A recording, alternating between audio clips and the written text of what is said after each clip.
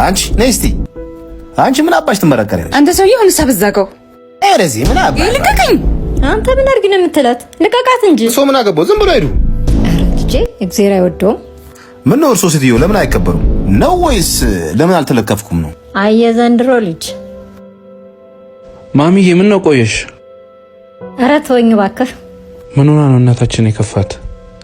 እዛ ጋር የሆነ ልጅ ሰድቧት ያውና ወንድሜ ጭራሽ እማዬ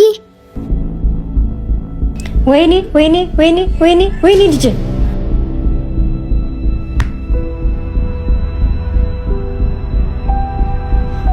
ወይኔ ልጅ እባክህ እባክህ ባጠባው። የትኛውም ወንድ ልጅ በእናቱ ስትመጣበት አይወድም። ቀደም ያንቋሸሽካት እናት ናት አሁን ከሞት ያተረፈች። እባክህ ባጠባው ወጥቶ ይሆንብ። ተነስ ተነስ ልጅ ተነስ። ይቅርታ አድርጉልኝ ማዘር። ችግር የለውም ልጅ እኛንም ይቅርታ በሉ። እኛ ቤተክርስቲያን እንሂድ። እማ በዚህ ሰዓት ቤተክርስቲያን ምን ታደርጊያለሽ? እዛ የምንሄድበት ገዳም ሙታንሳ ቅዱስ ሚካኤል አንድነት ገዳም።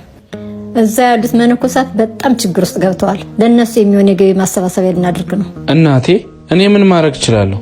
አስታወስከኝ። እንደውም አይኔ ደክሟል አይደለ? የምነግርህን አካውንት ጻፍና ላክልኝ። 1044 25 98 391 14 10 29 444 ይሄ ደግሞ የአቢሲኒያው አካውንት ነው። እሺ ማይው ጽፌያለሁ። በልህትን ይዛት ለሙታንሳ ማር ቅዱስ ሚካኤል አንድነት ገዳም መርዳትና ማገዝ ለምትፈልጉ ባዮ ላይ የባንክ አካውንት አስቀምጬላችኋል። እንድረስላችሁ።